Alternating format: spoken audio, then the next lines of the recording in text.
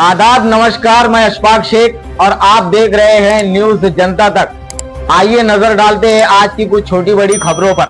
मंच पे तशरीफ फरमा इस नयापुरा वार्ड के तमाम बुजुर्गों, जिम्मेदार और इस मीटिंग के अंदर मौजूद नयापुरा वार्ड, नयापुरा इलाके के तमाम बुजुर्ग हजरात, तमाम नौजवान साथी, सबसे पहले मैं एजाज उमर साहब, करीम भाई, अली सदर साहब, शकील बॉम्बे साहब, मुस्लिम भाई, मौलाना मोनी, कलीम मोटरन साहब, शकील भाई लट्टू वाला, ये जो पूरे साथी हमारे नयापुरा इलाके के इस मीटिंग को कामयाब बनाने के लिए जो मेहनत की, जद्दोजहद की और मीटिंग को कामयाब बनाया, मैं आप लोगों का बहुत बहुत शुक्रिया अदा करता हूं और खास तौर पर इस नयापुरे की आवाम का बहुत बहुत शुक्रिया अदा करता हूं कि आप लोग इस मीटिंग को आप लोगों ने कामयाब बनाया। वक्त काफी हुआ है, मैं भी कोशिश करूंगा मेरी बात कम वक्त में खत्म करूं। दोस्तों और साथियों,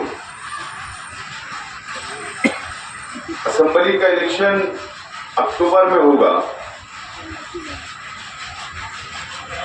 और हम लोगों ने इलाका wise, area wise, ward wise हम लोगों ने कार्नर मीटिंगें, वार्ड वाइज मीटिंगें हमने शुरुआत और उसी की कड़ी है कि आज हम लोग नयापुरा आए। मेरे कई साथी मुझको बता रहे थे कि नयापुरे के अंदर मीटिंग, मैं तो पहले ही बताता हूं कि 2 रोज पहले मैं आया था नयापुरा जुमा के दिन। हमारा अफजाल है, उसके घर आया था मैं। उसके घर के अंदर दोनों सगे भाइयों को कैंसर हो गया, उनको देखने के लिए आया था। तो काफी वहीं से हलचल शुरू हो गई। शेख आसिफ नयापुरे में एक मकान में आधा घंटा क्यों बैठा? उसके पड़ोसी का ज्यादा हक होता है कि उन्होंने जाकर देखना चाहिए कि मेरे पड़ोसी बीमार है, उसको क्या तकलीफ है, उसको दवाई की जरूरत है, हॉस्पिटल की जरूरत है। अगर मैं 1000 पुलिस से आया तो हलचल हो गई। और मैं देख रहा था, मेरे साथियों ने बताया आज कि नयापुरे की मीटिंग को लेकर व्हाट्सएप के ऊपर अलग अलग चर्चाएं चल रही थी। काफी दुख हो रहा था हमारे अपोजिशन को कि नयापुरे के अंदर मीटिंग ले रहे, अब ये क्या बोलेगा वहां, क्या पोल खोलेगा। मैं आज बहुत ज्यादा नहीं बोलने वाला हूं, लेकिन आज मेरे सामने जो लोग नयापुरे के जानी मानी शख्सियत यहाँ बैठे हैं, मोतबर आप लोग बैठे हुए हो और मेरी आवाज जहां तक जा रही है, ऐसे मेरी पूरी नयापुरे की आवाम, बुजुर्गों, माँ बहनों से, नौजवान साथियों से मेरा चंद सवालात आप लोगों से है, चंद सवालात आप लोगों से और शहर की आवाम से। मालेगांव शहर में साबिर सत्तार साहब पहले एमएलए रहे, हारून अहमद अंसारी एमएलए रहे, आयशा हकीम साहिबा एमएलए रहे,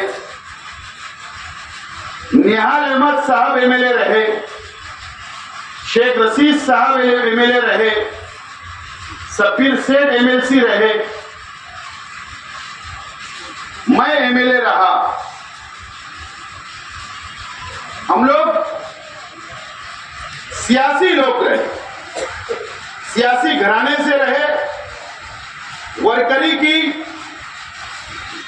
बाबा सियासत हारून अहमद अंसारी साहब की क़यादत में, उनकी क्लास में कई लीडर निकले, कई वर्कर निकले, लीडर बने, एमएलए बने, मेयर बने, सदर बल्दिया।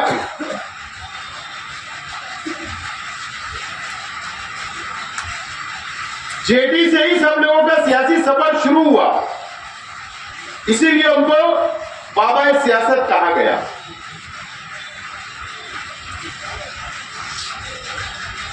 और निहाल अहमद और शेख रशीद साहब, निहाल अहमद साहब और शेख रशीद साहब 2007 से पहले निहाल अहमद साहब के बीच मुकाबला रहा, शेख रशीद साहब के बीच रहा। ये दोनों शहर के लीडर रहे। आज दुनिया में दोनों से नहीं है। 2007 में ये मंच पे बैठे हुए लोग गवाह है, ये शहर की आवाम गवाह है कि 2007 में तीसरे महाज की बुनियाद रखी गई। तीसरा महाज आज के एमएलए साहब की क़यादत में बनाया गया, और इसके लिए बनाया गया निहाल अहमद भी नहीं चाहिए और शेख रशीद भी नहीं चाहिए। ये दोनों क़यादत नहीं चाहिए, इसके लिए तीसरा महाज और तीसरी क़यादत शहर को जरूरत है, इसके लिए बनाई। और उस वक्त निहाल अहमद साहब भी और शेख रशीद साहब के ऊपर भी इल्जामात लगाए गए कि ये सियासत अच्छी नहीं करते, ये तामीरी काम नहीं करते, ये करप्शन करते, ये पार्टियों को चलाने के लिए रुपया पैसे की रेलफेल करते, साफ सुथरी सियासत नहीं करते। इस तरीके का एक हवा खड़ा किया गया शहर के अंदर और तीसरे महाज की बुनियाद रखी गई। आज हमारे मीटिंग के सदर उस वक्त तीसरे महाज के फाउंडर थे, बुनियादी मेंबर थे। नयापुरा वार्ड से कितने लोग थे?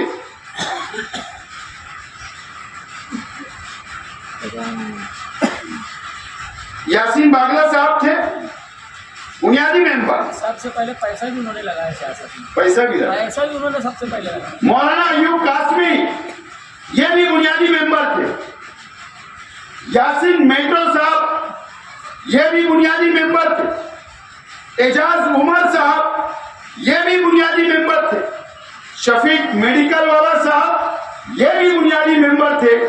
इकबाल कुरैशी सर ये भी बुनियादी मेंबर थे। और मौलाना इरफानुद्दीन कासमी साहब भी बुनियादी मेंबर थे।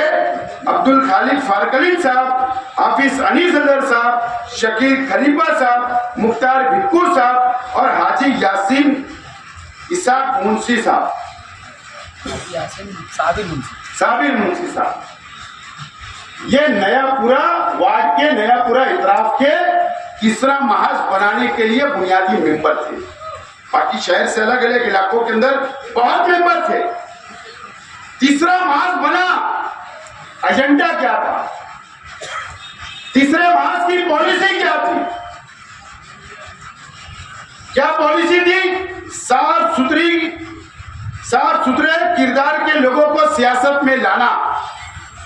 बात समझ लो। मैं आज इस नयापुरा इलाके के अंदर, मैं इस नयापुरे की आवाम से और ये शहर की आवाम से मेरा सवाल है, फैसला शहर की आवाम को करना है। मीडिया के साथी ये आवाम तक बात को पहुंचाएंगे, इनको भी फैसला करना है क्या एजेंडा था, क्या पॉलिसी थी। साफ सुथरे किरदार के लोगों को सियासत में लाना, नंबर 1। नंबर 2, हमारा मुल्क जमहूरी मुल्क है, लेकिन उसके बावजूद वादा किया गया हमारे मस्जिद और मीनारों के शहर से।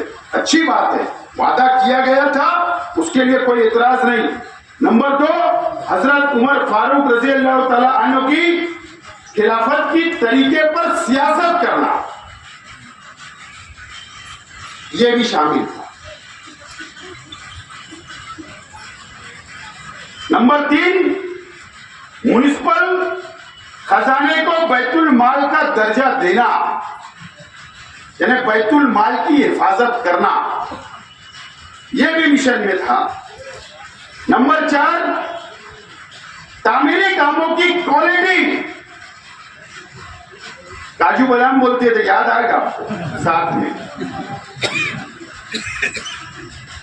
काम की क्वालिटी देंगे, ये भी मिशन में था। और टिकट के लिए, कारपोरेशन के टिकट के लिए, ओहदे के लिए कोई रुपये का लेन देन नहीं होगा, ये भी पॉलिसी में था। ये भी आवाम के सामने इन्होंने वादा किया था।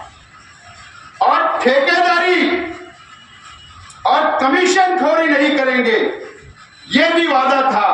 और ऐसे बहुत सारे वादे ये शहर की आवाम से किए गए थे। कमीशन खोरी, करप्शन, इसका भी वादा था। 2007 मेरा सवाल सबसे पहला तो यह है कि ये तमाम ही पार्लियामेंट्री बोर्ड के जो बुनियादी मेंबर थे, जो आज मंच पे बैठे हैं, कुछ लोग मंच पे नहीं है, कुछ लोग दुनिया छोड़कर चले गए। आज शहर के एमएलए साहब ये जवाब दे आप कि ये मेंबरान आपके साथ क्यों नहीं है, आपके मंच पे क्यों नहीं है, आपका साथ आज तक इन्होंने क्यों नहीं निभाया, क्यों आपको छोड़कर चले गए। इसका जवाब आप लोगों को पूछना चाहिए, नयापुरे की आवाम को पूछना चाहिए कि ये लोग क्यों साथ में नहीं। क्या हुआ, ये जो वादा किया गया था, क्या हुआ इसका? अगर सबसे शुरुआत करी हुई एजाज उमर साहब, निहाल अहमद साहब के साथ आपने काम किया, आप निहाल अहमद साहब की पार्टी से आप कारपोरेटर रहे, मुझे बताइए क्या निहाल अहमद साहब कभी टिकट का पैसा लिया करते थे क्या? क्या शेख रशीद साहब कभी टिकट का पैसा लिया करते थे क्या? तीसरे महज की बुनियाद डाली गई, वहीं से करप्शन शुरू हुआ, वहीं से अफसरों के अंदर बैठकर रूम नंबर 1 के अंदर टिकट का पैसा वसूल करने का काम किया गया। ये गलत होगा तो आप मुझको रोक सकते हैं तकलीफ में। उस वक्त कम पैसा लिए, मानता हूं मैं, कब कम करप्शन किया गया। उसके बाद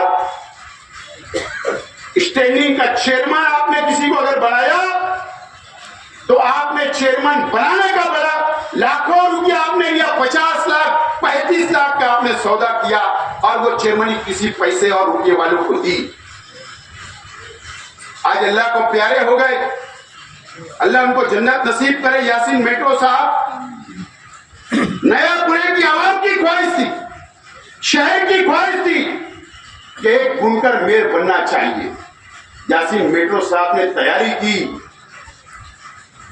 पार्लियामेंट्री बोर्ड के अराकीन उनके साथ थे, नयापुरे की आवाम उनके साथ थी, शहर का बुनकर उनके साथ था और वो उनकी दिली ख्वाहिश थी। सबको उन्होंने बुलाए, बैठाए कि मुझको मेयर बनाओ। क्यों मेयर नहीं बनाया गया? क्यों नहीं मेयर बनाया गया? वो ईमानदार थे, वो करप्शन नहीं करना चाहते थे, वो ओहदे के लिए पैसा नहीं देना चाहते थे, इसके लिए उनको मेयर नहीं बनाया गया ना। उनकी ख्वाहिश थी कि स्टैंडिंग चेयरमैन बनाया जाए मुझको। उन्होंने अव्वल ऐलान कर दिया कि मैं स्टैंडिंग चेयरमैन बनूंगा। उनको उनके साथ इतना बड़ा धोखा दिया गया कि उनको स्टैंडिंग का मेंबर ही नहीं बनाया गया था। मुझे याद है उस बात, मैं मेंबर था उस वक्त। इसीलिए लेकर रुपया पैसा नहीं दे सकते थे। साफ सुथरी क्या लोगों को टिकट देंगे? कौन से साफ सुथरे लोग थे 2007 से आज तक जिसने इन्होंने टिकट बांटे? मुझे बताओ, याद लेकर आप बैठो, नयापुरे की आवाम बैठिए, शहर की आवाम, और आप लोग फैसला करना कि कितने साफ सुथरे किरदार के लोगों को इन्होंने टिकट दिया। मैं जिम्मेदारी से बोलता हूं, 70% लोगों के ऊपर दाग लगा हुआ था, करप्शन का भी अलग अलग केसेस थे। उसके बाद उन लोगों को टिकट दिया गया क्योंकि उन्होंने पैसा दिया था। कौन से टीचर को इन्होंने दिया? बोला गया था हम टीचरों को देंगे, डॉक्टरों को देंगे, कोई मौलाना को नहीं दिया। आलिम को देंगे, एक को भी टिकट नहीं दिया, नहीं टिकट दिया। ये पैसा नहीं दे सकते। करप्शन की शुरुआत वहां से हुई। अम्मार जब ये एमएलए बने, तीसरा महाल बना, अम्मार साथ में घूमने लगा। एमएलए बने, उसके बाद अम्मार जाके उससे पूछिए, स्टैंडिंग कमेटी की मीटिंग चालू रहती थी, अंदर मीटिंग चलती थी, बाहर आके बैठ जाते। एमएलए साहब ने भेजे हिस्सा लेने के लिए, हिस्सा इतना पैसा आ रहा है, हमको हिस्सा दे। करप्शन की शुरुआत की वो। बैतुल माल की हिफाजत आज हो रही है क्या? बैतुल माल की हिफाजत, बैतुल माल कारपोरेशन का बैतुल माल की हिफाजत करने आप गए थे। आज बैतुल माल की हिफाजत हो रही है क्या? आज हमारे नदी के इस बाजू का इलाका आप देखिए, सेंट्रल असेंबली हल्का आप लोग देखिए, आज कितना बदतर हालत के अंदर है। आज रास्ते अच्छे नहीं है। आज जब आप मौसम पुल के उधर जाओगे, उसके बाद हर रोड आपको कंक्रीट रोड मिलेगा, सीमेंट का रास्ता मिलेगा, सर्कल मिलेगा, डिवाइडर मिलेगा, जॉगिंग ट्रैक मिलेगा, गार्डन मिलेगी, लाइब्रेरी मिलेगी। ये 2 सालों के अंदर पूरी कारपोरेशन को लूटने का काम किया गया। इनकी जिम्मेदारी थी इसके ऊपर रोक लगाने की, इन्होंने नई रोक लगाई। सिर्फ चंद पैसों के लिए, चंद फंड के लिए ये मंत्री के साथ साठगांठ इन्होंने की। ये क्या है? ये शहर के आवाम ने उनसे सवाल करना चाहा। मुझे बताओ, शेख रशीद साहब नहीं, निहाल अहमद साहब नहीं चलेंगे। तीसरी क्यादत आई, बुनियाद तीसरे मार्च की डाली गई। क्या बदलाव आया शहर में? कौन सा बदलाव आया शहर में? राजकारण का, सियासत का और खराबा हुआ। करप्शन बढ़ा, टिकट में करप्शन बढ़ा, भ्रष्टाचार बढ़ा, ठेकेदारी बढ़ी, टक्केवारी बढ़ी, कमीशन खोरी बढ़ी। सिर्फ इनके आने से बढ़ी। और इन हर इलेक्शन में जिन जिन लोगों को इन्होंने टिकट दिया, उन लोगों ने टक्केवारी की, कमीशन खोरी की, ठेकेदारी की। यही काम चलता है और आज भी चल रहा है, आज भी चल रहा है। अगर बदलाव आया होगा 2007 से आज, अगर बदलाव आया होगा तो बता दीजिए, हम लोगों को बता दीजिए, शहर के आवाम को। मुशर्रफ चौक पे जलसा लेकर आप बताइए कि ये मैंने बदलाव लाया। बता दीजिए आप क्या बदलाव आपने लाया। आप अपने जाति मुफाद के लिए मिले बने, आप अपने जाति मुफाद हासिल करने के लिए मिले बने। आज उस वक्त से लेकर आज तक आपने अपना फायदा सोचा, अपने परिवार का फायदा सोचा। आपने नयापुरे का फायदा नहीं सोचा, आपने शहर के आवाम का फायदा नहीं सोचा, आपने शहर के बुनकरों का फायदा नहीं सोचा, आपने मजदूरों का फायदा नहीं सोचा। आपने मां बहनों से वादा किया, वो वादा आपने नहीं पूरा किया, उनका आपने नहीं सोचा। आपने किसी का नहीं सोचा, सिर्फ अपना जाति मुफाद हासिल किया। मैं जिम्मेदारी से बोल रहा हूं। आप लोग 2000 पहले से माजी में जाइए, जाइए माजी में, देखिए उनका रहना सहने का तरीका। मैं कोई उनकी पर्सनल अटैक नहीं कर रहा हूं, लेकिन अगर किसी ने वादा किया था तो ये वफा हुआ, उसके ऊपर वो पूरा उतरे। इसके लिए मैं सिर्फ आपकी नजर वहां तक ले जा रहा हूं। देख लीजिए, कोई फर्क नहीं आया। सियासत के अंदर अलग अलग बातें होती है, एक दूसरे के ऊपर इल्जामात होते हैं, लगते हैं इल्जामात, बाद में भुला भी देते हैं। मिल भी जाती है। मुझे बताओ, शायद मुझे नहीं बोलना चाहिए, लेकिन मुझे याद दिलाना आज मैं जरूरी समझ रहा हूं। निहाल अहमद साहब ये शेख रशीद साहब के सियासी नजरिए इख्तिलाफ रहे, आखिरी तक रहे। सियासत होती, हार जीत हुई, लेकिन शेख रशीद साहब ने कभी भी मंच से, स्टेज से निहाल अहमद साहब की कभी भी बेइज्जती नहीं की। ये शहर इस बात का गवाह है।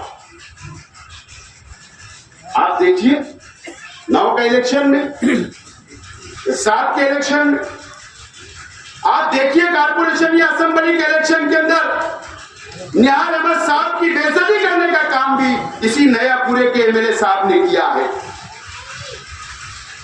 मुझे तो ताज्जुब होता है, बहुत ताज्जुब होता है।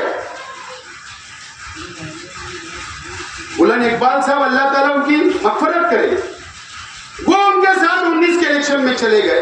उन्होंने ये नहीं सोचा कि अगर मेरे वालिद की बेइज्जती किया, जो शहर के नहीं महाराष्ट्र के कद्दावर नेता थे, अपोजिशन लीडर थे, दबदबा उनका था, इनको हक नहीं है समाजवादी वालों को बोलने का, शान हिंद को बोलने का हक नहीं है, मुस्तकीम को बोलने का हक नहीं है कि दबदबे की सियासत, तुम आज जो दबदबे की सियासत बोलते, वो तुम्हारे वालिद तक वो हद महदूद थी। उस वक्त तुमने 2019 के उनके स्टेज के ऊपर जाकर दबदबे के तुमको हक नहीं है बोलने का। अगर तुम्हारे वालिद की वो शख्स ने, मुफ्ती इस्माइल साहब ने बेइज्जती की, उसके बाद आप उनसे क्या सवाल करते? दबदबे की बात बोलते, उसके बाद भी निहाल अहमद साहब की बेइज्जती वो स्टेज पे चले गए। उसके बाद कारपोरेशन के अंदर गठबंधन कर दिया, तो अभी इनको निहाल अहमद साहब की इज्जत की परवाह नहीं रही। इनको भी जाती मुफाद हासिल करना था, मेंबर बनना था नयापुरे से, इनको भी एमएलए बनना था, किसी को स्टैंडिंग चेयरमैन बनना था, किसी को मेयर बनना था, किसी को ठेकेदारी करना था। इसके लिए महागठबंधन इनका बना। इनको कोई हक वक्त नहीं है। आज मुझे बताओ, इस नयापुरे की आवाम से मैं पूछना चाहता हूं, सवाल है मेरा, निहाल अहमद साहब, मैं पहले भी कहा, निहाल अहमद साहब शेख रशीद साहब की सियासी इख्तिलाफ रहे, लेकिन जब अगर कोई बीमार हो जाता तो शेख रशीद साहब भी जाते थे और निहाल अहमद साहब भी पूछते थे। ये तमाम ही बातें चलती रही और होना चाहिए। निहाल अहमद साहब की सियासी जिंदगी के अंदर एमएलए साहब ने बेइज्जती की और ये पानी की टाकी वालों ने बेइज्जती की। बताया, मैं उस बात का गवाह हूं। जावेद मेंबर यहां बैठा है, ये भी गवाह है उस बात का।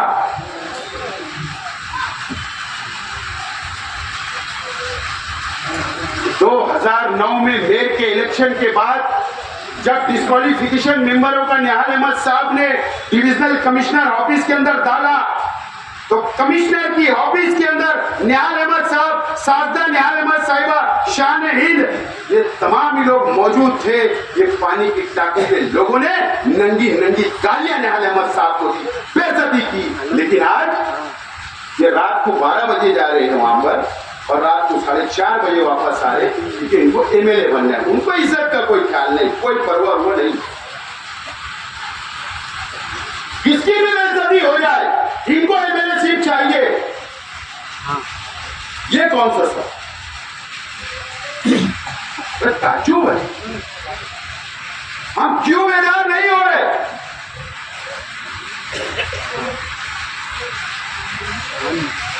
और कुछ लोग मुझ पर इल्जाम लगा,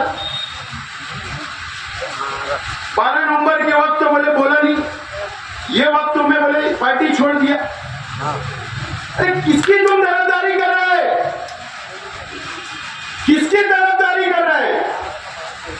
तुम्हारे वालिद की बेइज्जती करने वालों की तरफदारी करोगे? शर्म आना चाहिए तुम लोगों को। हमारे से सवाल पूछने तो तुमको कोई हक वक्त नहीं है। तो ये मुफ्ती साहब है, ये शहर के एमएलए है, ये वो लोग हैं समाजवादी के लोग, ये नयापुरे की आवाम अब आपको फैसला करना है।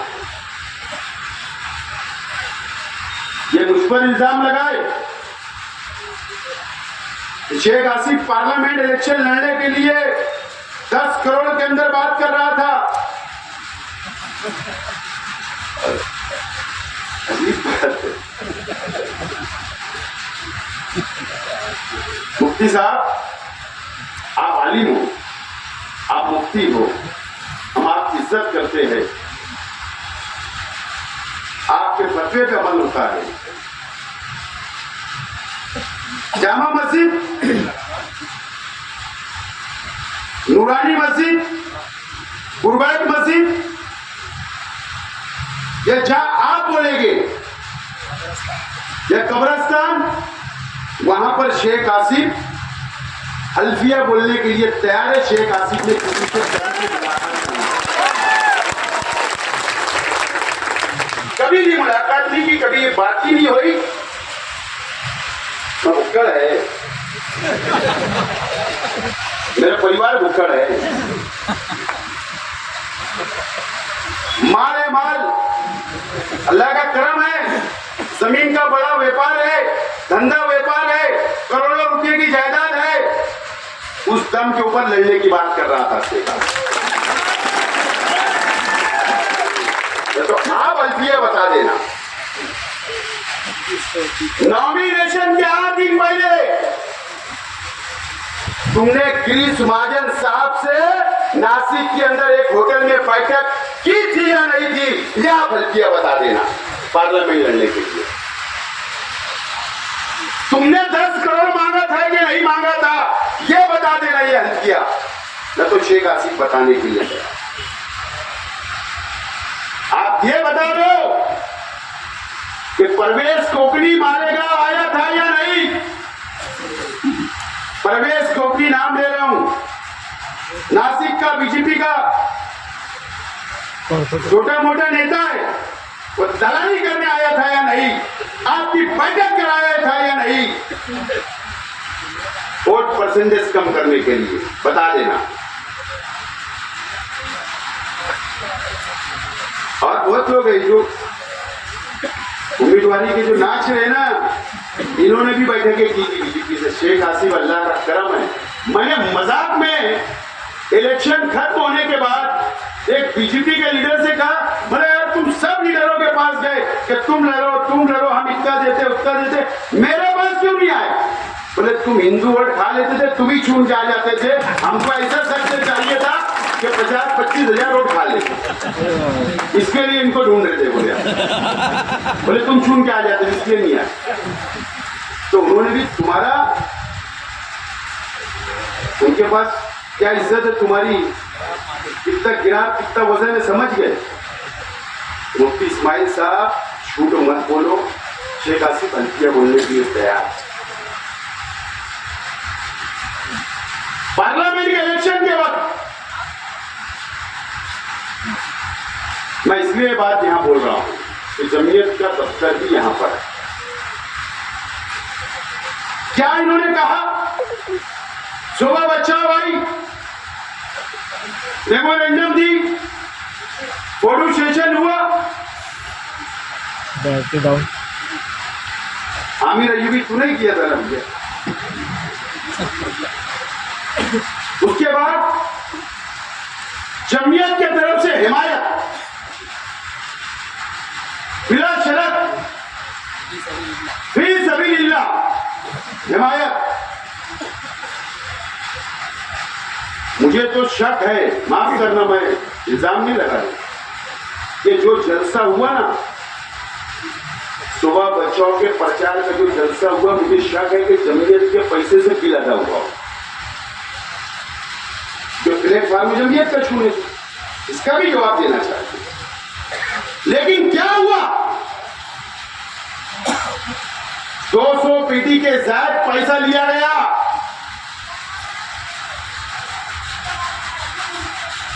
₹50,000 पर पेटी के हिसाब से पैसा लिया गया। सरकार गिरने लगी, बात ध्यान रखो, जिस दिन शिंदे साहब ने एमएलए को लेकर भागा, उस वक्त भी इनका सौदा किया गया, इस शहर की आवाम का सौदा किया गया और उस वक्त भी इनको तटस्थ गैर जानीकार रखा गया। इन्होंने उनके खिलाफ भी वोट नहीं किया, मुखालिफत नहीं की, ये तटस्थ रहे। उस वक्त भी शहर की आवाम को बेचने का काम किया। उसी पीरियड में राज्यसभा के चुनाव हुए, उस वक्त भी इन्होंने कांग्रेस राष्ट्रवादी के उम्मीदवारों को वोट नहीं दिया। उस वक्त भी शिंदे सेना और बीजेपी को इन्होंने वोट दिया, उनके उम्मीदवारों को वोट दिया। उस वक्त भी ये शहर का सौदा किया गया। अभी 12 जुलाई को एमएलसी चुनाव के वक्त भी इन्होंने कांग्रेस राष्ट्रवादी कांग्रेस उद्धव ठाकरे सेकअप के उम्मीदवार को वोट नहीं दिया, शिंदे और शिवसेना के लोगों को वोट किया। उस वक्त भी सौदा किया।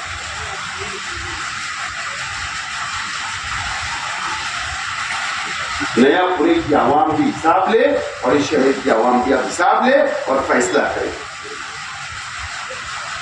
कि क्या है ये शहर में चल रहा है, कब तक ऐसा होगा।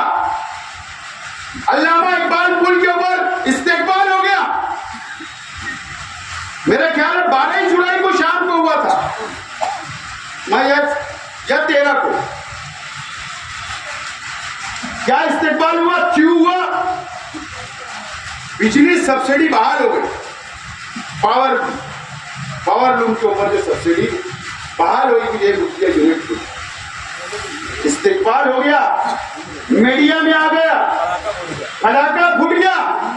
बुनकर भाइयों, मेरा तुमसे सवाल है, बताओ अभी जो बिल आई उसमें क्या आपको सब्सिडी मिली? क्या नहीं मिली। सब्सिडी नहीं आई, बुनकरों को धोखा देने का काम किया गया।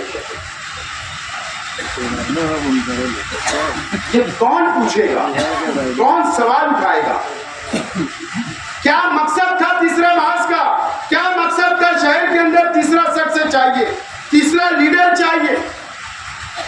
मकसद से शहर भटक चुका, एमएलए साहब भटक चुके और इन्होंने अपने मुफाद के लिए हमेशा सियासत की और आप लोगों का, शहर की आवाम का इस्तेमाल किया, वोट लिया, वोटों पे रहे, अपना फायदा किया, शहर को कुछ नहीं मिला। अब इलेक्शन आ रहा है तो ये मुद्दे पे बात नहीं करेंगे, ये विकास और डेवलप पे बात नहीं करेंगे, ये तामीर और तरक्की पे बात नहीं करेंगे, बस गाड़ी इधर उधर रुकी जाएगी, रास्ते से उतर के बात करेंगे। शुरू कर दिया उन्होंने, मुझे उसके ऊपर कुछ बोलना नहीं है, शहर के आवाम बहुत समझदार है। मैं आज नयापुरी की आवाम से अपील करने के लिए आया, आज मैं शहर के आवाम से अपील करने के लिए आया हूं, आप ईमानदारी से सोचिए, समझिए, आप अकेले मत 4 लोगों को लेकर बैठिए और 2007 के बाद से आज तक आप अच्छी से सोच समझ कर फैसला करिए। अगर शहर का कुछ अच्छा हुआ होगा तो आप फैसला ले लेना। मेरा 5 साल आप लोगों ने देखा, 5 साल आप लोगों ने मेरा 14 से 19 तक देखा, यही लोग मेरे साथ थे। अल्लाह का करम है, छोड़कर मुझको नहीं गए।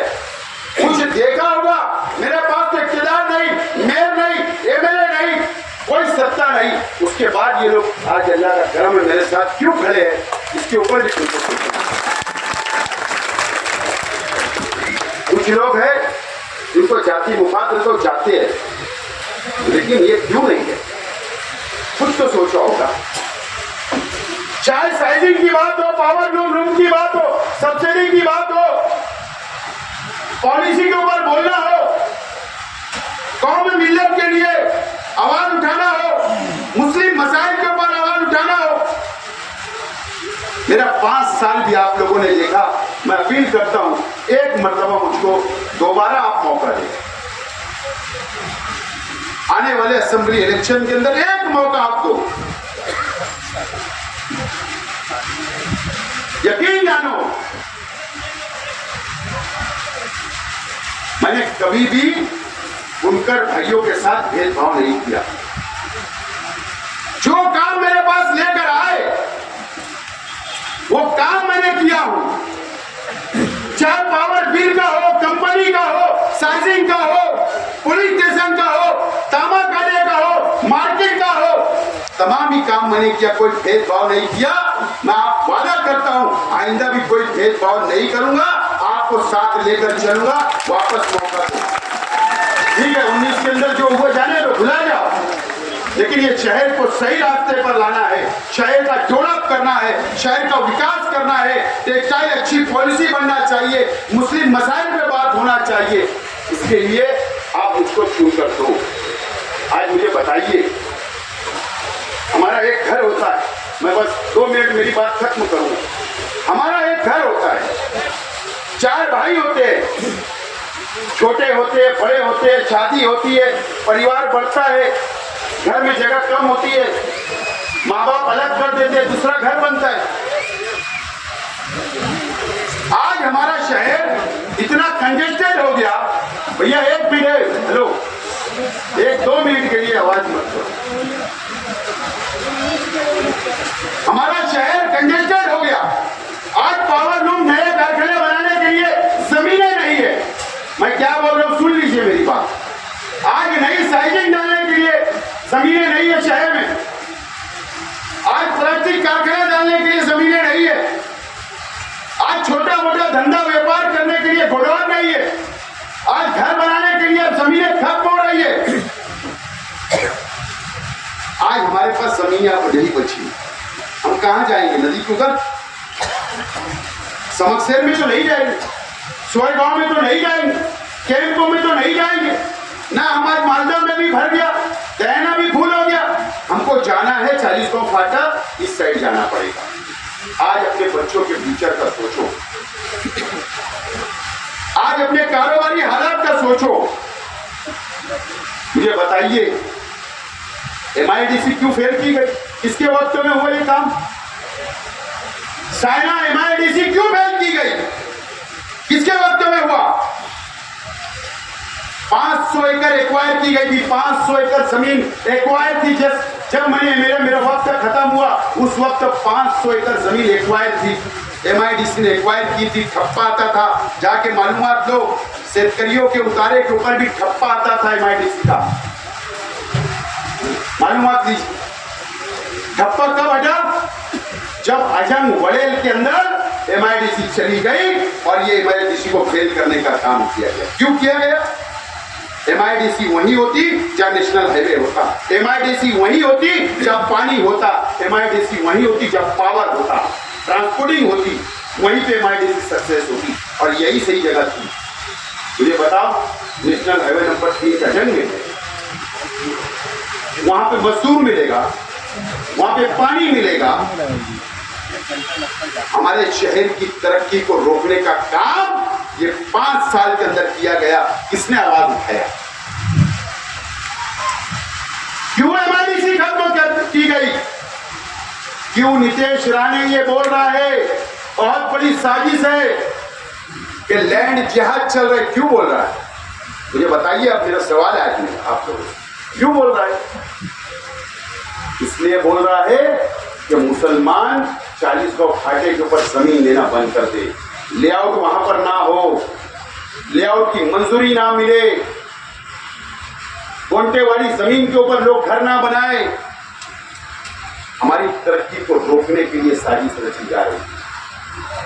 5 साल में मेरे साहब ने एक उसका जवाब दिया गया, लैंड जिहाद, लहो जिहाद। इंक्वायरी शुरू हो गई, आदेश आए, गवर्नमेंट ने कमेटी बनाई, कलेक्टर की क्यादत में कमेटी काम कर रही, इंक्वायरी कर रही। आज मुझे बताओ, सब चीज खत्म होती चली जा रही है, सब चीज खत्म होती चली जा रही है। यह हमारे शहर को बर्बाद करने का काम इस शहर के अंदर किया जा रहा है और इनकी जिम्मेदारी एमएलए साहब पर भी आती है। अगर दूसरा एमएलए ऐसा कर रहा है तो इनको रोकने का काम इनकी जिम्मेदारी थी, इन्होंने नहीं किया, ये नाकाम हो गए। अब आपको सोचना है कि कारोबारी हालात कहां जाएंगे, हमारे कारोबार कैसे बढ़ेंगे। ये जिम्मेदारी हमारी है, तुम्हारी, शहर की आवाम की। कौन लड़ेगा, कौन बोलेगा असेंबली में, कौन कानून बनाएगा, कौन वहां पे आपके लिए आवाज उठाएगा? मुझे तजुर्बा है 5 साल का, अल्लाह का करम है और मैं ईमानदारी से 5 साल पूरा किया। अगर आप लोगों ने मौका दिया, मैं आपको यकीन दिलाता हूं कि वो 5 साल का तजुर्बा, ये 5 साल का पोजीशन में रहने का तजुर्बा, और आइंदा अगर आपने मौका दिया तो इंशाअल्लाह जबरदस्त तरीके से आपकी और शहर की नुमाइंदगी करूंगा और सबको साथ लेकर करूंगा। ये वादा आज मैं आपको, मुझे उम्मीद है इस मर्तबा के शहर के अवाम मुझको कबूल करेंगे और मुझे मौका देंगे आप लोग।